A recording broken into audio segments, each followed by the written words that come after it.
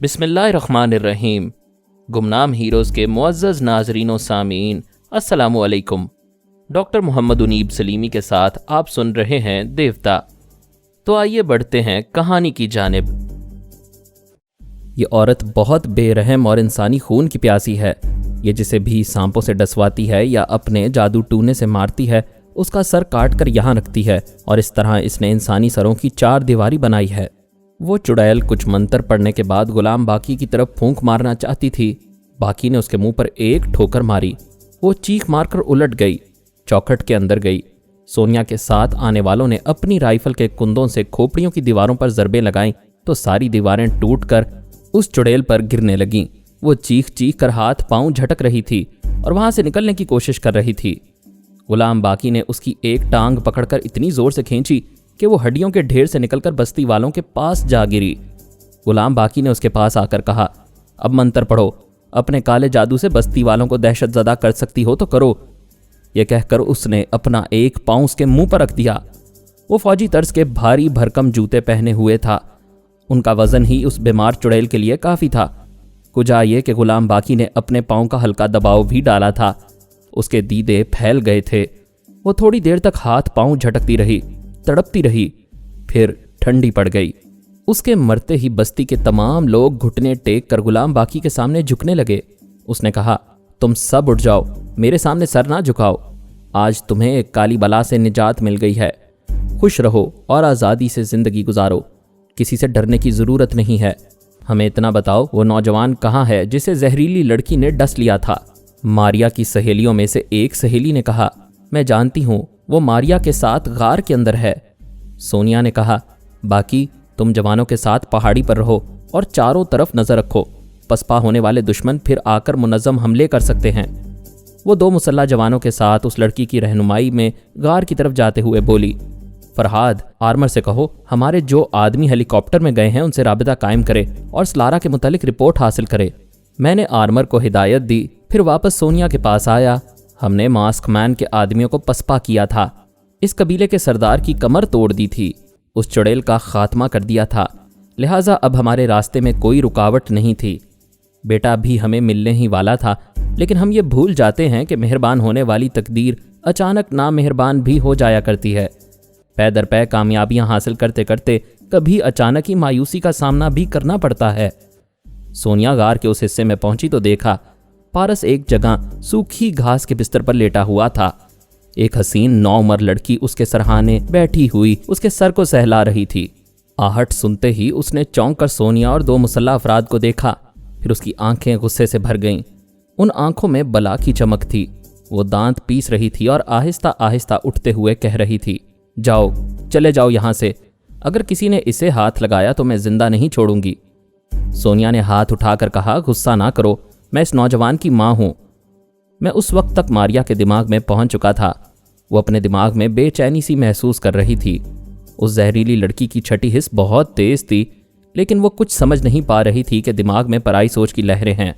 اس کی سوچ نے بتایا، ابھی پارس ہولے سے کراہنے کے بعد خاموش ہو گیا تھا، اس کا مطلب تھا وہ ہوش میں آنے والا ہے۔ وہ سوچ رہی تھی، یہ کتنا اچھا موقع تھا، یہ ہوش میں آ جاتا تو میں اسے یہاں سے دور بھگا دیتی، اتنی دور بھگا دیتی کہ میری ماں اسے اپنے جادو ٹونے سے نقصان نہ پہنچا سکتی۔ یہ زندہ رہتا تو مجھے کتنی خوشی ہوتی، مگر یہ 3 دشمن کہاں سے آ گئے ہیں؟ میں نے اس کی سوچ میں کہا، یہ دشمن نہیں ہو سکتے، یہ عورت کہہ رہی ہے کہ اس نوجوان کی ماں ہے۔ پھر اس کی سوچ نے کہا، اگر یہ ماں ہے تو اچھی بات ہے، اگر دشمن ہوگی تو میں تینوں کو ڈس لوں گی۔ میں نے سونیا کے پاس آ کر کہا، یہ پارس کو بہت چاہتی ہے، اس کی جان بچانے کے لیے اس کے ہوش میں آنے کا انتظار کر رہی ہے۔ یہ لڑکی بہت خطرناک ہے، اسے غصہ نہ دلانا ورنہ موقع پاتے ہی ڈس لے گی۔ ماریا کی سوچ سے پتہ چلا تھا تھوڑی دیر پہلے پارس کے کراہنے کی آواز آئی تھی، اس کا مطلب یہ تھا وہ غفلت کی نیند سے واپس آ رہا تھا۔ اب اس کے دماغ میں پہنچ کر اس کی ذہنی اور جسمانی حالت کا اندازہ کیا جا سکتا تھا۔ یہ سوچ کر میں اس کے اندر پہنچ گیا۔ وہ ہوش میں آ رہا تھا، لیکن دماغ میں عجیب سا انتشار تھا۔ کوئی سوچ کی لہر ایک جگہ ٹھہرنے نہیں پاتی تھی۔ کوئی بھی بے ہوش ہونے والا جب بھی ہوش و حواس کی طرف آتا ہے تو اس کے دماغ کا انتشار بھی آہستہ آہستہ ختم ہوتا ہے، اور وہ آنکھ کھلنے سے پہلے سمجھنے کی کوشش کرتا ہے کہ کہاں ہے اور کس حال میں ہے۔ لیکن میرا بیٹا کچھ سمجھ نہیں پا رہا تھا۔ सोच की बेतरतीब लहरें इधर से उधर भटक रही थीं। मैंने उसे आवाज़ दी, बेटे खुद को संभालो, देखो मैं तुम्हारे पास हूँ, आंखें खोलो और अपनी मामा को देखो। मेरे मुखातिब करने पर कोई मुनासिब रद्द अमल नहीं हुआ। हालांकि वो अच्छी तरह होश में आ चुका था, सिर्फ आंखें खोलने की देर थी। मुझे हैरानी हुई वो मेरी आवाज़ नहीं सुन रहा था या सुनकर भी समझ नहीं पा रहा था। मैंने परेशान होकर सोनिया से कहा, इसकी अजीब दिमागी हालत है, ये अपने आप में नहीं है। ऐसा कहते वक्त मैंने सोनिया की आंखों से देखा, पारस अपनी मुट्ठियां भींच रहा था और दोनों एड़ियां आगे पीछे आहिस्ता आहिस्ता रगड़ रहा था। मैं फिर उसके दिमाग में पहुंचा। अभी उसने आंखें नहीं खोली थीं। उसके तसव्वुर में अजीब अजीब सी डरावनी शक्लें आ रही थीं। कोई बड़े बड़े दांत दिखा रहा था, कोई बड़े बड़े नाखूनों से नोचने आ रहा था।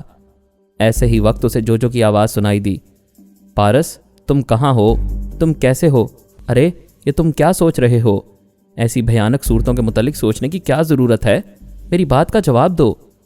मैंने भी उसे मुखातिब किया, हाँ बेटे देखो तुम्हारी जोजो आई है, उससे बातें करो। वो हंसने लगा। जोजो ने कहा, यह हंस रहा है, मेरा मजाक उड़ा रहा है, मैं इससे बात नहीं करूंगी। पारस ने आंखें खोल दी। चंद लम्हों तक साकत पड़ा रहा, एक तरफ देखता रहा, फिर उसने दोनों हाथों से सर को थाम लिया। कहने लगा, ये कौन सी जगह है, ये इधर से उधर हिल रही है, ये सामने पत्थर वाली दीवार मेरी तरफ आ रही है। उसने घबराकर आंखें बंद कर लीं। मैंने कहा, बेटे तुम जिन चीज़ों का जिक्र कर रहे हो वो ठोस हैं और अपनी जगह से हिल नहीं सकती। अपने दिमाग को काबू में रखो और आंखें खोलकर देखो। उसने फिर आंखें खोलकर देखा। सामने सोनिया आ गई थी, लेकिन वो सोनिया को नहीं पहचान रहा था। हंसते हुए कहने लगा, अरे ये इधर से उधर हिल रही है। उसने कह कहा लगाया, फिर उठकर बैठ गया। मैं उसके दिमाग में रहकर देख सकता था और समझ सकता था कि सोनिया उसे हिलती हुई दिखाई दे रही है। वो जैसे नशे में था, बहुत मदहोश था और अपने सामने नजर आने वाली हर चीज़ को एक जगह ठहरा हुआ नहीं देख सकता था। दूसरी तरफ ये बात समझ में आ रही थी कि उसकी रगों में दौड़ने वाला जहर ख़त्म हो चुका था, सिर्फ उसकी नशीली कैफियत बाकी रह गई थी। सोनिया ने उसे मुखातिब किया, बेटे मुझे देखो, मुझे पहचानो, मैं तुम्हारी मामा हूँ, मुझसे बातें करो, मेरी तरफ देखो। वो दोनों मुसल्ला अफराद को देख रहा था। फिर उसने सर घुमाकर मारिया को देखा। मारिया उसके करीब आ गई। दोनों की नज़रें मिलीं तो वो एकदम से ठिठक गया, उसकी आंखों में देखता रह गया। मैं उसके अंदर रहकर समझ रहा था, पारस उसकी जहरीली आंखों के रिश्ते से बंधा हुआ था, क्योंकि वो जहर उसके अंदर भी मौजूद था और जहर को पहचान रहा था। किसी को आंखों के जरिए काबू में कर लेने को हिप्नोटाइज कहते हैं। वो लड़की तनवीमी अमल नहीं जानती थी, ना ही पारस को अपना गुलाम बनाने का इरादा था। ऐसी कोई बात नहीं थी, बल्कि पारस उसे अच्छा लगता था। जब वो उसे देखती थी तो मुसलसल देखती ही चली जाती थी। इस वक्त भी वो पारस की आंखों में झांक रही थी और पारस उसकी तरफ खिंचा हुआ था। मैंने महसूस किया जैसे मेरे बेटे की सारी मुंतशिर सोचें एक जगह थम गई हैं। वो ज़रा नॉर्मल हो गया है। उसकी सारी तवज्जो मारिया की आंखों की तरफ थी। वो उन आंखों में देखते रहने से एक अजीब सी लज्जत महसूस कर रहा था। उसका जी चाहता था उसे इसी तरह देखता रहे। जोजो ने उसे आवाज़ दी, अरे तुम इसकी आंखों में क्या देख रहे हो, मेरी बात सुनो, मुझसे बात करो। वो ज़ोर से बोल रही थी, लेकिन उसके दिमाग में वो आवाज़ बहुत दूर से आ रही थी। मैंने भी उसे मुखातिब किया तो मेरी आवाज़ भी उसने दूर से आती हुई महसूस की, जैसे कोई बाज गश्त हो जो गूंजते रहने के बाद ख़त्म हो गई हो। उसका दिमाग किसी को जानने, पहचानने या किसी की बात सुनने समझने के काबिल नहीं था। वो दोनों इसी तरह एक दूसरे की आंखों में झांक रहे थे। थोड़ी देर बाद मारिया ने आहिस्तगी से कहा, इस औरत को देखो, क्या वो तुम्हारी माँ है? मुझे यह देखकर ताज्जुब हो रहा था कि वो मारिया को आंखों से पहचान रहा है, उसकी बात सुन रहा है, समझ रहा है। उसके कहने पर उसने नजरें हटाईं, फिर सोनिया की तरफ देखने के लिए सर घुमाया। उसका सर पहले की तरह घूमने लगा। सोच की तमाम लहरें मुंतशिर हो गईं। इस बार उसे वो दोनों मुसल्ला अफराद शैतान की तरह नजर आ रहे थे। उनके चेहरे भयानक लग रहे थे। सोनिया भी चुड़ैल दिखाई दे रही थी। उसने खौफजदा होकर एक चीख मारी, फिर पलटकर मारिया से लिपट गया। उसके बाजुओं में मुंह छुपाने लगा। अब मैं मारिया के दिमाग में था। उसकी हालत पर परेशान नहीं थी। इससे पहले भी कई बार ऐसा हुआ था। उसने अब तक 3 चाहने वालों को डसा था और वापस जहर चूस लिया था। ان میں سے ایک سپیرا تھا جو اسے بہت چاہتا تھا، دوسری ایک سہیلی تھی، تیسرا پارس تھا۔ اس کی سہیلی بھی اسی طرح دماغی توازن کھو چکی تھی۔ کچھ عرصے تک اس کی حالت عجیب سی رہی تھی، وہ ہوش مندی کی باتیں نہیں کر سکتی تھی، پھر رفتہ رفتہ نارمل ہو گئی تھی۔ وہ سپیرا بھی زہر چوس لینے کے بعد زندگی کی طرف لوٹ آیا تھا، لیکن پاگل ہو گیا تھا۔ پھر وہ کبھی ہوش مندی کی بات نہ کر سکا، چند روز کے بعد ہی مر گیا۔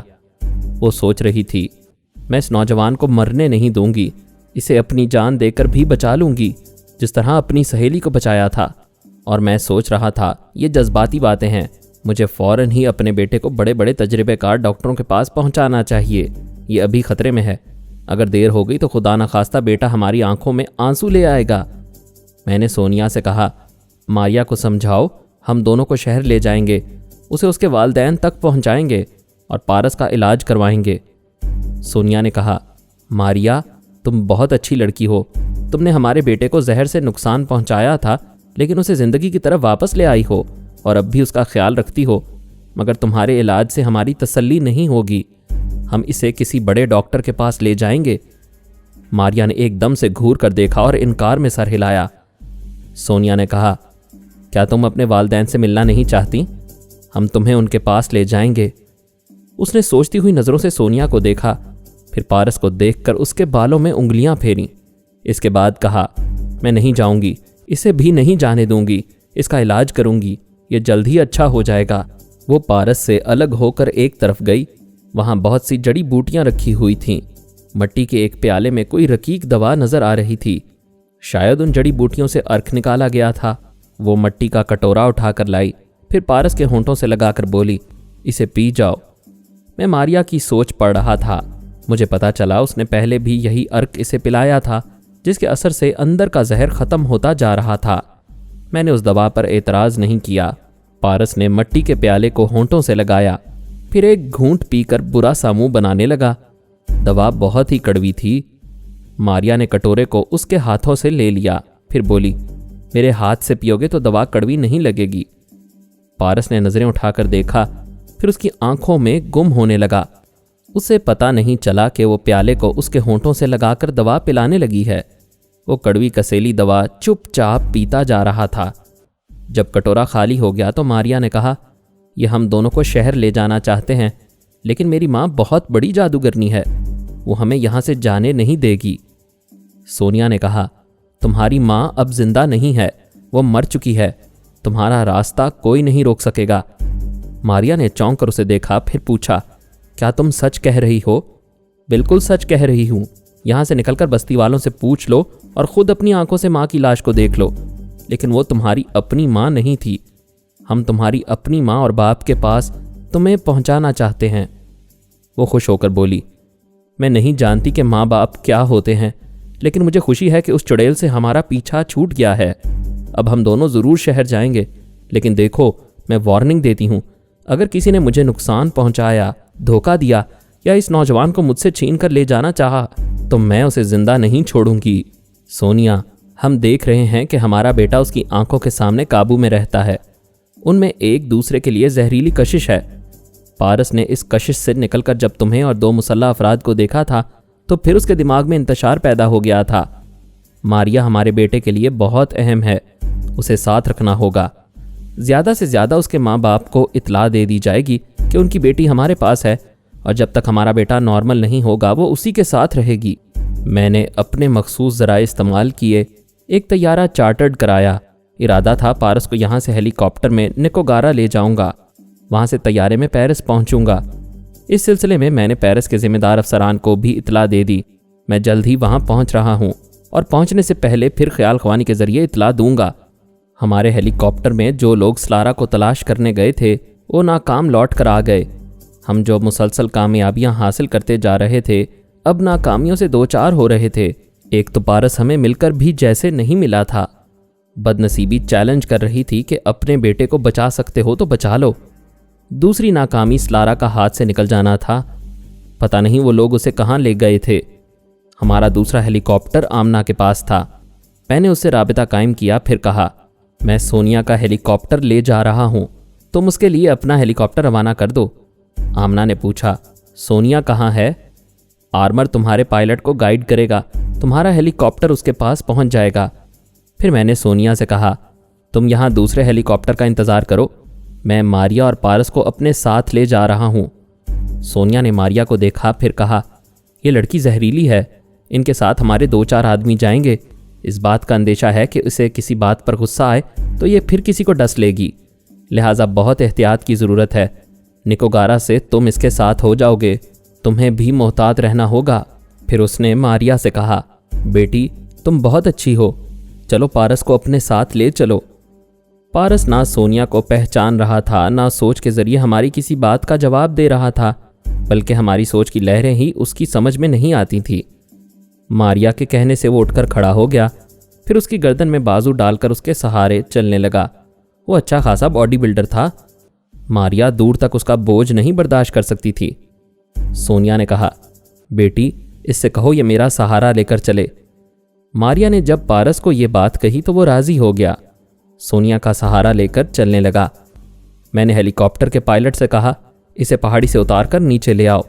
सोनिया और दोनों मुसल्ला जवान बहुत मोहतात थे, मारिया को खुश रखने के लिए उसकी तारीफ़ें करते जा रहे थे। सोनिया ने कहा, पेरिस पहुंचने के बाद जोजो की तरफ से परेशानी होगी, वो पारस के पास अस्पताल में आना चाहेगी और ये मुनासिब नहीं होगा क्योंकि मारिया वहाँ रहेगी। मैंने कहा, हम जोजो को समझाएंगे, यूं भी उसका इदारे से बाहर निकलना मुनासिब नहीं है। सोनिया ने पारस को सहारा देकर हेलीकॉप्टर में बिठाया। मारिया उसके पास बैठ गई। 2 मुहाफिज उनके पीछे वाली सीट पर बैठ गए। हेलीकॉप्टर वहां से रवाना हुआ। हमने इस बात को हद्दुल इम्कान राज में रखने की कोशिश की थी कि पारस को यहां से मुंतकिल किया जा रहा है। मैंने जब से यहूदी गुरिलों को इस होटल में ख़त्म किया था तब से दुश्मन मेरे करीब नहीं आते थे, लेकिन दूर ही दूर से निगरानी करते थे। मैं नहीं चाहता था पारस निकोगारा पहुंचे और यहाँ से तैयारे में पेरिस जाए तो दुश्मनों को खबर हो जाए। पारस का हेलीकॉप्टर रात के 8 बजे तक पहुंचने वाला था। मैंने अपनी एक आर्जी डमी बनाई। अपने कद और जिसामत की मुनासबत से ऐसे एक शख्स का इंतखाब किया जो इदारे से आया था और निकोगारा में हमारी खिदमात के लिए रह गया था। रात के वक्त मुकम्मल मेकअप की ज़रूरत नहीं थी। जिस वक्त मुझे पता चला कि हेलीकॉप्टर एयरपोर्ट पहुंच रहा है तो पूमी मेरी उस डमी के साथ होटल से निकली और उसके साथ कार में बैठकर तफरीह के लिए निकल गई। मैंने उसे समझा दिया था वो डमी के साथ ऐसी ऐसी जगह जाए जहां रोशनी कम से कम हो। इसके जाने के बाद मैं होटल से निकला। मैंने भी आर्जी मेकअप किया था। होटल के रनवे पर हमारा चार्टर्ड तैयारा खड़ा हुआ था। मेरे आदमी मारिया और पारस को उस तैयारे में पहुंचा चुके थे। मेरे वहां पहुंचते ही तैयारा रवाना हो गया। मैंने अपने तौर पर हर मुमकिन कोशिश की थी कि मेरा बेटा दुश्मनों की नज़रों में ना आए, लेकिन दुश्मन भी कुछ कम नहीं थे। उन्होंने दूर दूर तक जाल बिछा रखा था। उन्हें इस बात की इत्तला मिल जाती थी कि कितने हेलीकॉप्टर जंगल में जा रहे हैं और कितने जंगल से वापस आ रहे हैं, और जो हेलीकॉप्टर वापस आ रहे हैं वो किससे ताल्लुक़ रखते हैं। ट्रांसफार्मर मशीन के लिए वहाँ जितनी पार्टियाँ आई थीं उनके 1-2 जासूस एयरपोर्ट की इमारत में ज़रूर मौजूद रहते थे। उन्होंने एक तैयारा रनवे पर देखा था जो पेरिस जाने वाला था, और पेरिस का नाम सुनते ही तमाम दुश्मन चौंक जाते थे क्योंकि टेलीपैथी जानने वालों का ताल्लुक उस शहर से और वहाँ की हुकूमत से ख़ास तौर पर था। वहाँ मौजूद रहने वाले सुराग रिसानों ने एक हेलीकॉप्टर से मारिया और पारस को उतरते देखा। बहुत कम ऐसे थे जो पारस को चेहरे से पहचानते थे। वहाँ मौजूद रहने वाले जासूस उसे पहचान ना सके। मारिया भी उनके लिए अजनबी थी। उन्होंने अपनी अपनी पार्टी के लीडरों को रिपोर्ट दी कि एक हेलीकॉप्टर से एक नौजवान और एक नौउम्र लड़की को एक साथ उतरते देखा गया है। नौजवान कुछ बीमार सा है। उसे 2 आदमी सहारा देकर चार्टर्ड तैयारे में ले गए हैं। चूंकि वो हेलीकॉप्टर जंगल से आया था और वो हमसे ताल्लुक़ रखता था, इसलिए उन्होंने ये यकीन की हद तक शुबा किया कि वो नौजवान पारस हो सकता है। लेकिन ये बात उनकी समझ में नहीं आई कि वो नौउम्र लड़की कौन हो सकती है। उन्हें स्लारा के मुतालिक मालूमात थीं। वो एक भरपूर औरत थी। वो ये भी जानते थे जो बाबा साहब के इदारे में है। बहरहाल मारिया उनके लिए ज़्यादा उलझन का सबब नहीं थी। उनके लिए इतना ही काफ़ी था कि पारस के मुतालिक मालूम हो चुका था। एयरपोर्ट पर 2 आदमी उसे सहारा देकर ले जा रहे थे। उससे यही बात समझ में आई कि वो बीमार है और उसे बाबा साहब के इदारे में वापस भेजा जा रहा है। मैंने पेरिस के एक ज़िम्मेदार ऑफिसर से कहा, हम बखैरियत तैयारे में सफ़र कर रहे हैं, लेकिन अंदेशा है दुश्मन इस शहर में पारस को घेरने और फिर अगवा करके ले जाने की कोशिश करेंगे, लिहाजा सख्त इंतजामात किए जाएं। जनाब, आप इत्मीनान से आइए। इस तैयारे को हमारे एक फ़ौजी अड्डे पर उतारा जाएगा, फिर वहाँ से फ़ौजियों की निगरानी में पारस को अस्पताल पहुँचाया जाएगा। हमने बड़े बड़े माहिर डॉक्टरों को यहाँ बिठा रखा है। ये हर किस्म के जहर के असरात और उनके तोड़ के मुतालिक 40 और 50 साल तजर्बा रखते हैं। आर्मर ने मुझे मुखातिब करते हुए कहा, मेरे भाई, कबीले का सरदार सोनिया के पास आया था। उसने चंद कागजात दिए हैं जो सर थॉमस जॉनसन से ताल्लुक़ रखते हैं। इन कागजात में उसका मुकम्मल पता भी मौजूद है। क्या तुम उसे उसकी बेटी के मुतल्लिक इतला देना चाहोगी? ज़रूर इतला देनी चाहिए। तुम पता बताओ। उसने पता बताया। मैंने वही पता पेरिस के अफसर को बताते हुए कहा, सर थॉमस जॉनसन से राबता कायम करो और उससे कहो उसकी बेटी जो पैदाइश के बाद सपेरों की बस्ती में परवरिश पा रही थी, वो अब पेरिस पहुंच रही है। उसका नाम मारिया है। वो मारिया की माँ के साथ अपनी बेटी से मिलने पेरिस आ सकता है। एक तवील अरसे के बाद मैंने अपने बेटे की सूरत देखी थी, लेकिन भाग दौड़ में और हिफाजती इंतजामात करने में मुझे इतना वक्त लग गया कि उसे अच्छी तरह तवज्जो से देख ना सका। मारिया से भी सरसरी मुलाकात की, अपना मुख्तसर सा तारुफ करवाया, फिर ख्याल ख्वानी में मसरूफ़ रहा। जब हर तरफ से इत्मीनान हो गया तो मैंने पहले पारस के अंदर पहुंचकर देखा। उसका दिमाग अभी तक उसके काबू में नहीं था और पहले जैसा इंतशार भी नहीं था। वो सो रहा था और उसके जहन में मारिया की दोनों आंखें नक्श थीं, जैसे वो उन आंखों को देखते देखते सो गया हो। वो नींद की हालत में भी उस जहरीली लड़की के एक हाथ को अपने दोनों हाथों में पकड़े हुए था। वो जाग रही थी, कभी कभी मेरी तरफ देख रही थी। मैंने मुस्कुराकर कहा, मेरी बेटी बहुत खूबसूरत है। क्या तुम खूबसूरती का मतलब समझती हो?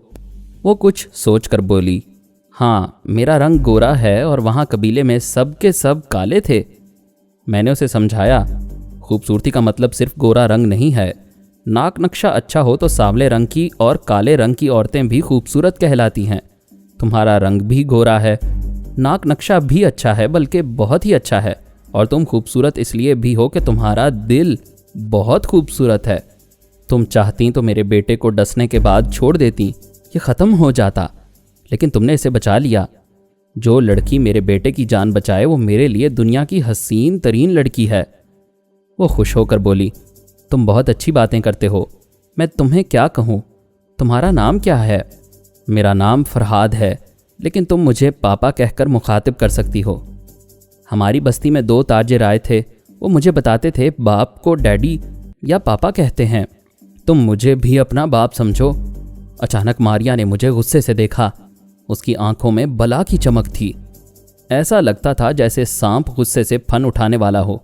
वो बोली, क्या तुम्हारी नीयत बदल गई है? तुम लोगों ने वादा किया था मुझे मेरे माँ बाप से मिलवाओगे और खुद बाप बन रहे हो। मुझे धोखा देना चाहते हो? बेटे, ऐसी बात नहीं है। हम जहाँ जा रहे हैं वहाँ तुम्हारे माँ बाप मिलने आएंगे। मेरे कहने का मतलब ये है कि मैं तुम्हारा बाप नहीं हूँ, लेकिन बाप जैसा हूँ। उसका गुस्सा ज़रा कम होने लगा। मैं बड़ी उलझन में पड़ गया। अगर इस लड़की को इसी तरह गुस्सा आता रहा तो हमारे लिए बड़ी ख़तरनाक साबित होगी। कुछ देर सोचते रहने के बाद मैंने कहा, क्या तुम पारस को बहुत चाहती हो? उसने मेरे बेटे की तरफ देखा, फिर उंगली से इशारा करते हुए बोली, इसका नाम पारस है ना? मैंने हाँ के अंदाज में सर हिलाया। वो खुश होकर बोली, बहुत चाहती हूँ। ये बहुत अच्छा लगता है। जी चाहता है हमेशा मेरे पास रहे और मैं इसके पास रहूं और हम दोनों मिलकर दिन रात खेलते रहें। मेरे बेटे के साथ रहने की एक शर्त है, तुम अपने दिमाग से गुस्से की गर्मी को ख़त्म करने की कोशिश करो। तुम्हें बहुत जल्द गुस्सा आता है और गुस्से के नतीजे में तुम किसी को भी नुकसान पहुंचा सकती हो। अरे वाह, कैसी बात करते हो। गुस्सा तो मुझे उस वक्त आएगा जब कोई गुस्सा दिलाएगा। तुम लोग ऐसी बातें ही क्यों करते हो? बहुत सी बातें ऐसी होती हैं जो तुम्हारी समझ में नहीं आती। क्या एक बाप की तरह तुम्हें बेटी कहना या तुम्हारा मुझे पापा कह देना कोई गुस्सा दिलाने वाली बात है? सॉरी, अब मैं समझ गई। तुम्हें पापा कहूँगी और कभी गुस्सा नहीं दिखाऊंगी। शाबाश। एक बात बताओ, क्या तुम्हारा दिल चाहता है कि खामखा किसी को दांतों से काट लो? वो कुछ देर सोचती रही, फिर बोली, हमेशा किसी को काटने को दिल नहीं चाहता, लेकिन बहुत दिन हो जाते हैं तो कुछ बेचैनी सी होती है। जी चाहता है किसी को थोड़ा सा काट लूँ। मेरे अंदर कोई चीज़ उबलती है जिसे मैं किसी के अंदर उगल देना चाहती हूँ। ऐसे वक्त तुम क्या करती हो? मैं बर्दाश्त करती हूँ। जब बर्दाश्त नहीं होता तो किसी जानवर को काट लेती हूँ। یہ کہہ کر وہ ہنسنے لگی، پھر بولی، ایک بار میں نے اپنی سہیلی کو کاٹ لیا تھا، وہ بیچاری بہت پریشان ہوئی، مرتے مرتے بچ گئی۔ میں نے اسے بچا لیا، اس کا علاج بھی کیا، پھر اس سے کہا تم اسی طرح کبھی کبھی مجھے کاٹنے دیا کرو، میں تمہیں مرنے نہیں دوں گی، فوراً بچا لیا کروں گی، اس طرح تم میرے زہر کی عادی ہو جاؤ گی، پھر ہم پکی سہیلیاں بن جائیں گی۔ لیکن وہ کمبخت بہت ڈرپوک تھی، میرے قدموں میں گر کر گڑ گڑانے لگی تو میں نے یہ ارادہ ترک کر دیا۔ یہ کہنے کے بعد اس نے خوش ہو کر پارس کو دیکھا، پھر کہا اب میں پارس کو پکا دوست بناؤں گی، کبھی کبھی اسے کاٹ لیا کروں گی، میرا زہر اس کے اندر پھیلنے لگے گا تو پھر اسے چوس لوں گی، اسے بچا لوں گی اور اس کا علاج کروں گی، اس طرح یہ میرے زہر کا عادی ہوتا جائے گا۔ وہ بول رہی تھی اور میں پریشان ہو کر اسے دیکھ رہا تھا اور اسے دیکھ کر پسینہ پسینہ ہو رہا تھا۔ میرے مخالفوں میں سب سے وسیع ذرائع کا مالک سپر ماسٹر تھا، خصوصاً افریقہ کی بے شمار ریاستوں کے حکمران اس کے زیر اثر تھے، اس کے ہر حکم کی تعمیل کرتے تھے۔ یہی وجہ تھی کہ وہ ہم سے پہلے اس قلعے میں پہنچ گیا تھا۔ ماسک مین اور یہودی گوریلوں کی طرح اس نے بھی اپنی ایک ٹیم جنگل میں بھیجی تھی، لیکن یہ صرف دکھاوے کے لیے تھی۔ وہ در پردہ اپنی خاص ٹیم ہیلی کاپٹر کے ذریعے روانہ کر چکا تھا۔ میں وقتاً فوقتاً سپر ماسٹر کے دماغ میں پہنچتا تھا اور یہ ساری معلومات حاصل کرتا رہتا تھا۔ مقامی پولیس اور انٹیلیجنس والوں نے سپر ماسٹر کو اطلاع دی تھی کہ قلعے کا مالک جارج فری مین نہیں ہے، کہیں فرار ہو گیا ہے۔ میں نے اس کے نمائندے کو مخاطب کیا، اس نے کہا جناب یہاں کوئی نہیں ہے۔ میں نے کہا سلارا ہمارے پاس ہے، اسے سمجھوتا ہو چکا ہے، ہم اسے واپس بھیجنا چاہتے ہیں، وہ اس سلسلے میں اپنے بھائی سے باتیں کرے گی، اسے معلوم ہونا چاہیے کہ وہ کہاں ہے، اور اگر ٹرانسمیٹر کے ذریعے گفتگو ہو سکتی ہے تو اس کی فریکوینسی بتائی جائے۔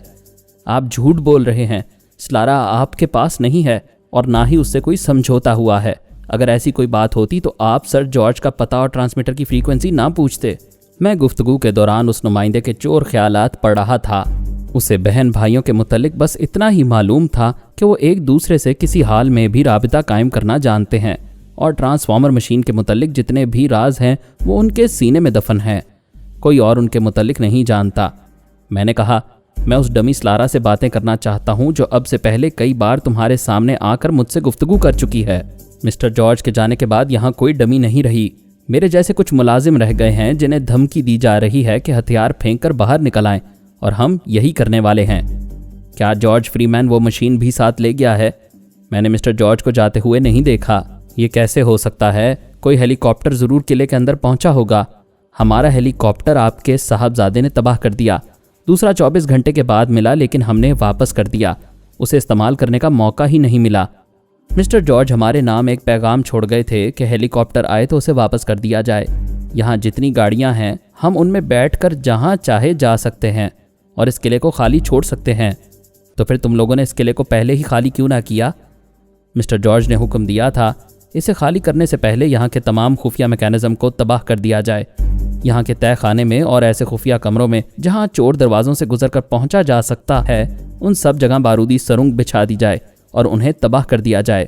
ہم نے سوچ رکھا تھا کہ آمنہ قلعے کے جنوبی سمت میل 2 میل کے فاصلے پر کیمپ بنائے گی اور قلعے کے شمالی سمت غلام باقی کا کیمپ ہوگا۔ قلعے کے پیچھے دلدل تھی، اس دلدل سے پرے سونیا کیمپ بنانے والی تھی۔